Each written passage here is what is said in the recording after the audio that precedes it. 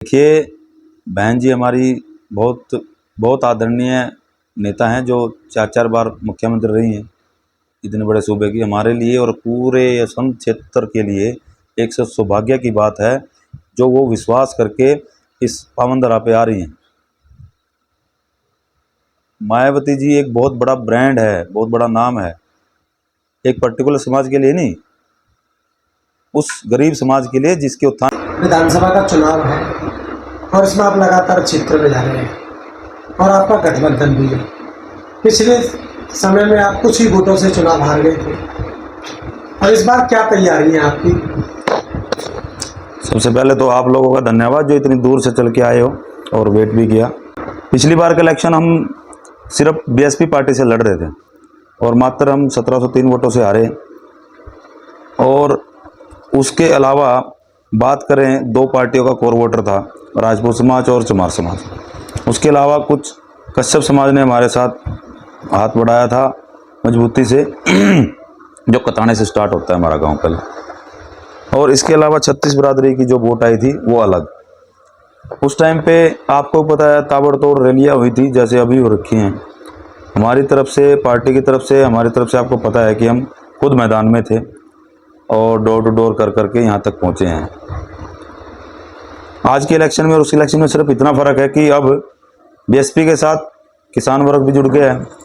पहले कमेरा वर्ग इकल्ला था, अब किसान और कमेरा दोनों वर्ग इकट्ठा चल के जा रहे हैं। आपको भली बात ही पता है, बहन जी का सपना था सर्वजन हिताय सर्वजन सुखाय, उसको साकार करने के लिए।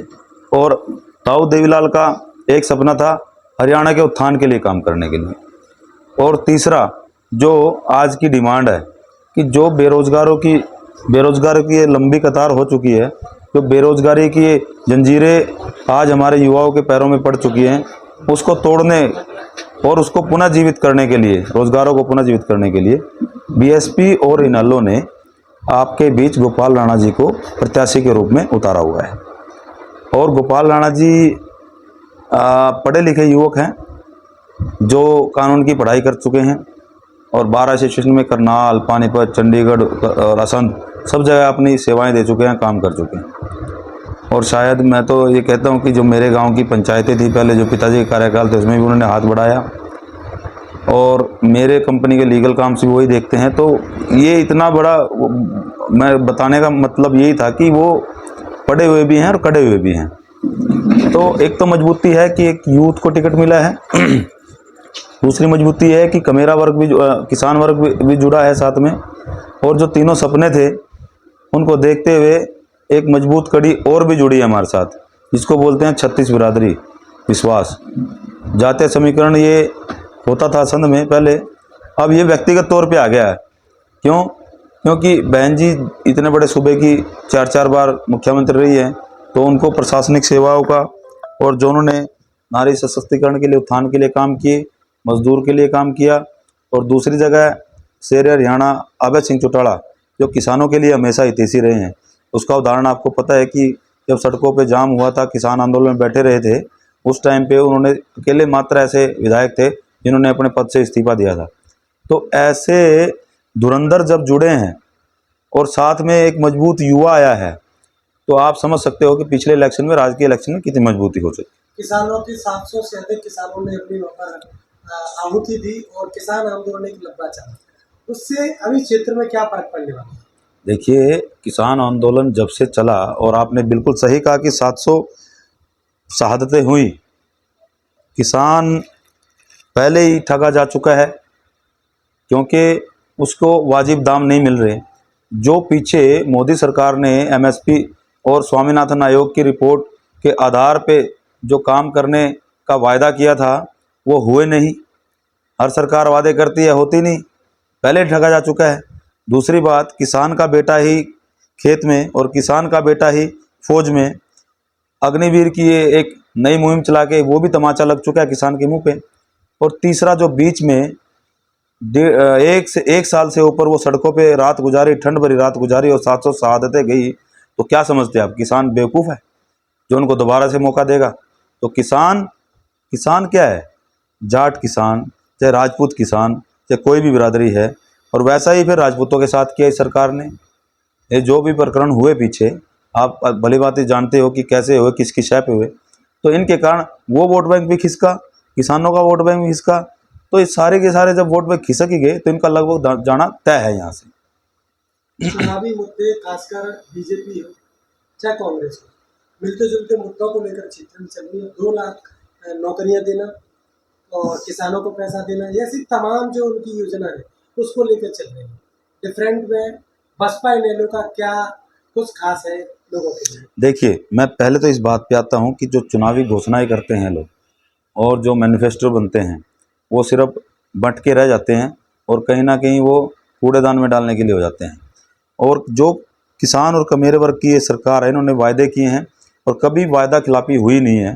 चौटाला परिवार ने, आपको पता है, ताऊ देवीलाल ने पेंशन योजना चालू करी थी और बहुत सारी ऐसी योजना थी जिन पे इन सरकारों ने अमली जामा पहना के उसको रिन्यू करके वो स्कीम में गर्त में लाने का काम किया। उनका बढ़ाने का नहीं, उनको गर्त में लाने का काम किया है।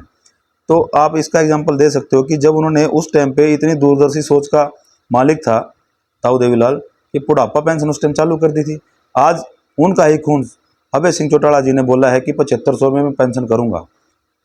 मेरा कहने का मतलब है कि एक ऐसा परिवार है जो इस बारे में सोचता है, किसान के बारे में सोचता है, कमेरे के बारे में सोचता है। उनके दिलों में भावनाएं हैं, उनके दिलों में टीस है कि ये जो वर्ग है किसान और कमेरा, इसको कैसे ना कैसे एक ऐसे प्लेटफॉर्म पे लेके आएँ कि ये किसी के आगे हाथ फैलाने लायक ना रहे, ये अपनी मजबूती के साथ खड़ा रहे, अपने परिवार का पालन पोषण करे और अपने समाज को भी एक अच्छी दिशा देने के लिए काम कर सके। जाट, राजपूत और दलित 3 समाज का वोट एक साथ मिलने वाला है। कितने तक यह टारगेट पहुंच सकता है? कितने पर जीत सोचा है? देखिए, हम हवाई फायरिंग तो करते नहीं, हम तो धरातल पे काम करने वाले लोग हैं। यहाँ तक नरेंद्र राणा बनने के लिए 20 साल से ऊपर का समय लग गया नरेंद्र राणा बनने के लिए। ठीक है, तो इतनी तो मैं आपको स्ट्रीक बता नहीं सकता, लेकिन इतना बता सकता हूँ जितने वोटों से पिछली बार हारे थे ना, उसके आगे 1 जीरो और लगा दो, इतनी से जीत होगी। क्या संदेश देना चाहोगे क्षेत्र में? क्षेत्रवासियों को एक ही संदेश देना चाहेंगे कि ना तो चौटाला परिवार में कभी भी कोई किसी आदमी के ऊपर, उनके परिवार के ऊपर, किसी नेता के ऊपर किसी भी बिरादरी का ठप्पा नहीं लगा। वो हमेशा छत्ती बिरादरी के नेता कहलाए हैं और ऐसी ही कार्यप्रणाली नरेंद्र राणा जी की भी है। उसके ऊपर भी आज तक किसी ने ठप्पा नहीं लगा सके कि ये किसी पर्टिकुलर किसी एक समाज के नेता है। हमेशा छत्ती बिरादरी के नेता कहलाए हैं और आज उन्होंने अपने आशीर्वाद के रूप में, दोनों के आशीर्वाद के रूप में गोपाल राणा जी उतरे हैं ना, तो वो ऐसे समाज की स्थापना करने जा रहे हैं कि उसमें ना तो भेद है, ना भाव है, ना नीचा है, ना ऊपर है, कुछ नहीं है। वो इतने सरल स्वभाव के धनी हैं कि वो जो भी उनके साथ लगता है उसको ही साथ में लेके चल पड़ते हैं। गली में निकलते हैं, अकेले कारवां बन जाता है, 10-10, 20-20 किलोमीटर का जाम लग जाता है।